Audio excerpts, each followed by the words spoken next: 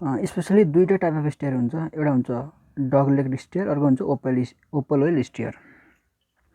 Open well स्टेयरको मा हेरौँ more than one landing. Open well स्टेयरमा चाहिँ एउटा भन्दा बढी ल्यान्डिङ हुन्छ। Provided for when height of floor is 3.5 meter and above. जब चाहिँ फ्लोरको हाइट चाहिँ 3.5 3.5 भन्दा वा 3.5 भन्दा बढी हुन्छ भने चाहिँ त्यसमा चाहिँ ओपन वेल स्टेयर युज गरिन्छ। When stair step is more than 12 in first फ्लाइटमा चाहिँ स्टेयर स्टेप चाहिँ 12 वा 12 भन्दा बढी भयो भने चाहिँ ओपन वेल स्टेयर युज गरिन्छ। When provided lift with stair connected, यदि स्टेयरसँग लिफ्ट कनेक्टेड भयो भने चाहिँ ओपन वेल स्टेयर युज गरिन्छ। त्यस्तै when area of stair is large, open well stair चाहिँ बढी एरिया कभर गर्ने भएर जब चाहिँ स्टेयरको एरिया लार्ज हुन्छ, त्यसले चाहिँ लार्ज एरिया हुन्छ, तब चाहिँ ओपन वेल स्टेयर युज गरिन्छ। त्यस्तै डगलेग स्टेयरको बारेमा हेरौँ। डगलेग स्टेयरको बारेमा चाहिँ ओन्ली वान ल्यान्डिङ। डगलेग स्टेयरमा चाहिँ एउटा मात्रै ल्यान्डिङ हुन्छ। Provided when height of floor is 3 metre to 3.5 metre. तब चाहिँ फ्लोरको हाइट चाहिँ 3 वा 3.5 को बिचमा हुन्छ भने त्यसमा चाहिँ डगलेग स्टेयर युज गरिन्छ। When area of stair is small, स्टेयरले चाहिँ एरिया कम कभर गर्नको लागि चाहिँ डगलेग स्टेयर युज गरिन्छ। Construction of this stair is simple. Dogleg स्टेयरको कन्स्ट्रक्सन चाहिँ सिम्पल हुन्छ। Spacing of flight is least. Dogleg stair चाहिँ त्यसमा युज हुन्छ जसमा चाहिँ फ्लाइटको स्पेसिङ चाहिँ लेस हुन्छ र कस्ट डगलेग स्टेयरको कस्ट चाहिँ compare to open well stair चाहिँ के हुन्छ, कम हुन्छ। डगलेग स्टेयर चाहिँ सस्तो हुन्छ ओपन वेलको स्टेयरको कम्पेयरमा। स्टेयरको डिजाइन गर्नको लागि स्टेयरको डिजाइन गर्नको लागि विभिन्न कुराको क्याल्कुलेसन गर्नुपर्छ। त्यसमा डिजाइनको रूपमा सबभन्दा पहिला चाहिने कुरा हो थ्रेड भनेको के हो भने स्टेयर भनेको भर्याङ हो। भर्याङ उक्लिँदाखेरिको जुन हामीले खुट्टा राख्ने ठाउँ हुन्छ त्यसलाई थ्रेड भनिन्छ। जहाँ चाहिँ हाम्रो फुट पर्छ त्यसलाई चाहिँ के भनिन्छ, थ्रेड भनिन्छ। भने राइजर भनेको चाहिँ खुट्टा राख्ने ठाउँ थ्रेडको दुईटा थ्रेड बिचको डिस्टेन्स वा हाइटलाई नै के भन्छ, राइजर भनिन्छ। अब स्टेयरको डिजाइन गर्दाखेरि धेरै हामीले विभिन्न क्याल्कुलेसन गर्नुपर्छ। क्याल्कुलेसनको स्टेप्सहरू हेरौँ। अब फर्स्टमा assume the type of building and stair according to given data. दिएको डाटा अनुसार स्टेयर चाहिँ कुन टाइपको हो, जस्तै कि ओपन वेल स्टेयर हो कि डगलेग स्टेयर हो कि त्यो हामीले छुट्याउनु पर्यो। अनि फर्स्ट स्टेपमा चाहिँ त्यो हामीले के गर्नु पर्यो, छुट्याउनु पर्यो। र सेकेन्डमा assume the size of riser. हामीले चाहिँ के गर्नु पर्यो, राइजरको साइज एज्युम गर्नु पर्यो। योभन्दा अगाडि यो हेरौँ। के हुन्छ भने कि त हामीलाई पब्लिक बिल्डिङमा स्टेयर बनाउनु दिन्छ कि त रेसिडेन्टल बिल्डिङमा। र पब्लिक बिल्डिङ र रेसिडेन्टल बिल्डिङको केही स्ट्यान्डर्डहरू हुन्छ नेपालको रेस्पेक्टमा। त्यो स्ट्यान्डर्डहरू हेरौँ पहिला। Maximum and minimum number of thread in each flight कति हुन्छ। पब्लिकमा 9 देखि 3 हुन्छ भने रेसिडेन्टलमा 12 देखि 3 हुन्छ।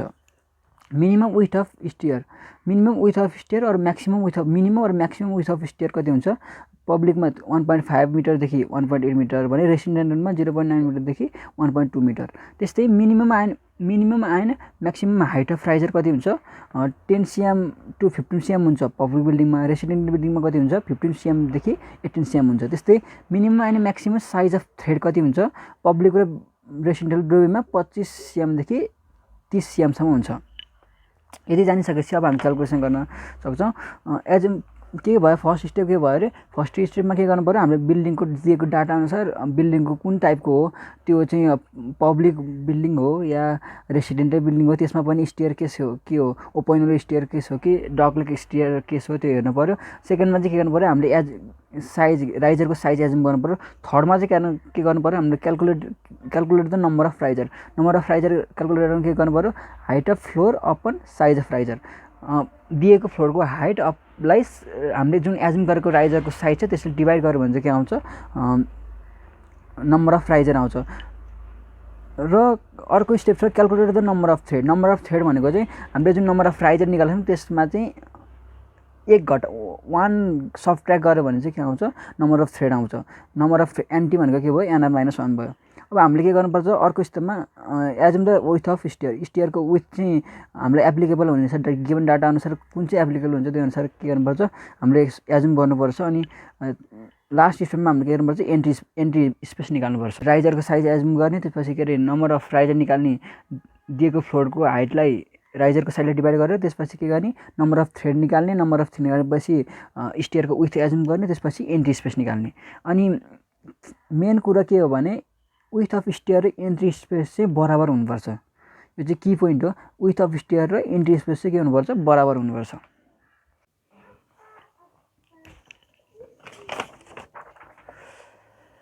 एउटा इक्जाम्पल हेरौँ के भनेको design a dogleg staircase for floor to height 3.52 metre. भनेपछि फ्लोरको हाइट कति देखायो 3.52 मिटर देखायो भने स्टियर केसको साइज कति दिएको छ 2.1 मिटर इन्टु 4.7 मिटर दिएको छ। अनि स्टियर केस कुन टाइपको भनेको छ भने डग लेग टाइपको भनेको छ। हामीलाई यो अब पब्लिक बिल्डिङ फर्स्टमा त हामीले के गर्नु पऱ्यो यो पब्लिक बिल्डिङ हो कि रेसिडेन्टल बिल्डिङ भनेर छुट्याउनु पऱ्यो। अब हामीलाई के दिएको छ भने फ्लोरको हाइट दिएको छ। फ्लोरको हाइट कति दिएको छ 3.52 मिटर दिएको छ। अब पब्लिक बिल्डिङको केसमा पब्लिक बिल्डिङ हुनको लागि कति चाहिन्छ maximum and minimum number of thread भनेको कति छ 9 देखि 3 छ र रेसिडेन्टको लागि 12 देखि कति 3 छ। भनेपछि पब्लिक बिल्डिङ हुनको लागि त के नम्बर अफ थ्रेड कति हुनु पर्यो 9 हुनु पर्यो र रेसिडेन्टको लागि 12 हुनु पर्यो। अब हेरौँ है त मानम राइजरको साइज पब्लिक बिल्डिङको लागि राइजरको साइज कतिदेखि कति माग्न सकिन्छ 10 cm देखि 15 cm माग्न सकिन्छ। ल हामीले कति मान्यौँ राइजरको साइज हामीले म्याक्सिमम मान्यौँ 15 मान्यौँ भने नम्बर अफ राइजर कति आउँछ हेरौँ।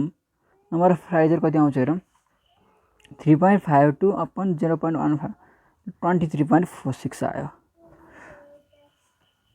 23.46 आयो। अब 23.46 वटा राइजर त पब्लिक बिल्डिङमा त हुँदैन। त्यसभएर यो के हुने भयो रेसिडेन्टल बिल्डिङ हुने भयो रेसिडेन्टल हुने भयो। भनेपछि हामीले फर्स्टमा के थाहा पायौँ यो चाहिँ यो बिल्डिङको टाइप चाहिँ कुन रहेछ यो चाहिँ के रहेछ रेसिडेन्टल टाइपको रहेछ। अब हामीलाई थाहा भयो यो रेसिडेन्टल टाइपको बिल्डिङ रहेछ। अब रेसिडेन्टल टाइपको बिल्डिङको लागि minimum and maximum size of riser कति हुन्छ 15 cm देखि 18 cm हुन्छ। अब हेरौँ अब हामीले 16 राइजरको साइज हामीले 16 cm एजुम गऱ्यौँ। राइजरको साइज 16 एजुम गर्दाखेरि हामीलाई नम्बर अफ राइजर कति आयो 22 आयो 22 आइसक्यो। अब एउटा फ्लोरमा त एउटा फ्लाइटमा त 22 वटा राइजर त हुँदैन। त्यसबाट यसमा हामीले कतिवटा भन्नु पायौँ यो दुईटा फ्लोर हुन्छ भनेर हामीले एजुम गर्न पायौँ। दुईटा फ्लोर एजुम गर्दाखेरि number of riser in each floor कति आयो 22/2 भनेको 11 नम्बर्स आयो। अब number of thread in each floor भनेको के हो नम्बर अफ टोटल राइजर -1 हो। नम्बर अफ राइजर भनेको 11 छ -1 भनेको 10 नम्बर भयो। नम्बर अफ थ्रेड कतिवटा आयो 10 वटा आयो इच फ्लोरमा। एउटा फ्लोरमा 10 वटा चाहिँ के हुने भयो थ्रेड हुने भयो। यहाँसम्म ठिक छ। हामीले के गर्यौँ number of thread in each floor कति निकाल्यौँ 10 नम्बर्स निकाल्यौँ। अब हामीले के गर्नु पर्यो assume the size of thread चाहिँ एजुम गर्नु पर्यो। ल रेसिडेन्टल बिल्डिङको लागि रेसिडेन्टल र पब्लिक बिल्डिङ दुवैको लागि साइज अफ थ्रेड कति हुन्छ 25 देखि 30 सम्म हुन्छ। त्यसपछि हामीले कति एजुम गऱ्यौँ 25 एजुम गऱ्यौँ। र अब हामीले के एजुम गर्नु पर्यो विथ अफ स्टियर चाहियो र रेसिडेन्टल बिल्डिङको लागि म्याक्सिमम विथ अफ स्टियर भनेको कति हो 1.2 मिटर हो 0.9 मिटरदेखि 1.2 मिटर हो। भनेपछि अब यहाँ हेरौँ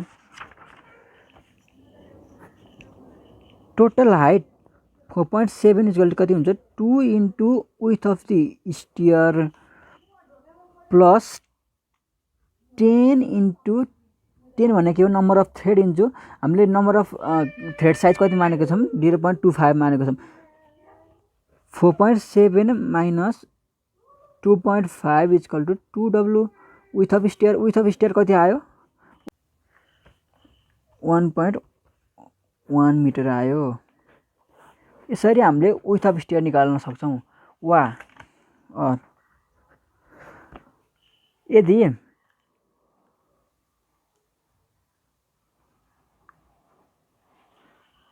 हामीले width of the stair 1.2 meter मान्यौँ भने 1.2 मिटर मान्यौँ भने 3.7 equal to 2 into 1.2 plus 10 into x. यो भनेको 4.7 माइनस 2.4 10। यो भनेको एक्स भनेको 23 यहाँ आउने भयो, जुन चाहिँ एप्लिकेबल हुने भएन। भनेपछि हामीले विथ अफ द स्टियर कति मान्नु पर्ने रहेछ 1.1 मिटर मान्नु पर्ने रहेछ। हामीले विथ अफ द स्टियर कति मान्यौँ 1.1 मिटर मान्यौँ। अब space occupied by thread in each flight भनेको के हुन्छ, यो भनेको 2.5 मिटर भइहाल्यो। अब हामीलाई के एन्ट्री स्पेस चाहियो। एन्ट्री स्पेस भनेको के हो, एन्ट्री स्पेस भनेको this is entry space, this is a entry space. Entry space कति छ हाम्रो, एन्ट्री स्पेस कसरी निकालिन्छ, टोटल एन्ट्री स्पेस निकाल्नु total height minus 1.1 minus 2.5 with of steer. यो भनेको यो भयो कति आयो एन्ट्री स्पेस 1.1 मिटर आयो। हामीलाई के चाहिएको, हामीलाई जनरल कन्सेप्ट के छ, एन्ट्री स्पेस र विथ अफ द स्टियर चाहिँ इक्वल आउनुपर्छ र एन्ट्री स्पेस र with of the steer equal आयो। यसरी चाहिँ यसको फिगर हेरौँ।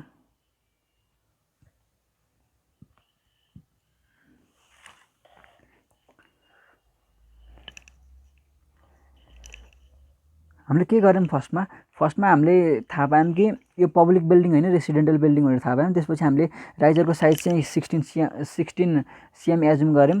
राइजरको साइज 16 cm एजुम गरेपछि हामीले नम्बर अफ राइजर निकाल्यौँ। नम्बर अफ राइजर कति आयो 22 आयो र number of riser in each floor निकाल्यौँ। दुईवटा फ्लोरमा नम्बर अफ एउटा फ्लोरमा राइजर कति हुने भयो 11 नम्बरवटा राइजर हुने भयो र थ्रेड कतिवटा हुने भयो 10वटा हुने भयो। त्यसपछि हामीले के गर्यौँ, थ्रेडको साइज एजुम गऱ्यौँ 25 cm गऱ्यौँ। रेसिडेन्टको लागि थ्रेडको म्याक्सिमम देखि मिनिमम भनेको 25 to 30 हो। त्यही भएर हामीले कति 25 मिनिमम नै 25 नै एजुम गऱ्यौँ। 25 एजुम गऱ्यौँ र अर्को स्टेपमा विथ अफ द स्टियर पनि हामीले कति 1.1 मिटर एजुम गऱ्यौँ। त्यसपछि हामीले space occupied by thread in each flight भन्ने कति हुन्छ, त्यो भनेको त 10 इन्टु 10 नम्बर अफ थ्रेड भनेको 10 हो। हामीले साइज कति एजुम गरेको 25 cm एजुम गरेको भनेपछि 2.5 मिटर भयो। र स्पेस लेफ्ट फर एन्ट्री भनेको कति भयो, स्पेस लेफ्ट फर एन्ट्री भनेको त के अरे टोटल हाइट माइनस के अरे विथ अफ द स्टियर भयो माइनस के अरे space occupied by thread in each flight भयो। त्यहाँबाट 1.1 मिटर आयो।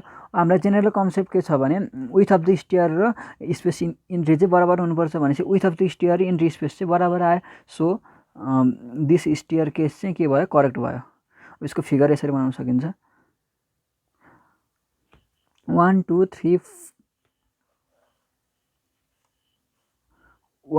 3 4 5 6 7 8 9 10 नम्बर अफ थ्रेड भयो।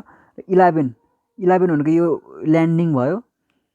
ल्यान्डिङ पछि 12 13 14 15 16 17 18 19 20 21 22 यो पनि के भयो, थ्रेड भयो। टोटल नम्बर अफ थ्रेड कति भयो 22 भयो। यसरी चाहिँ हामीले डग लेग स्टियरको डिजाइन गऱ्यौँ।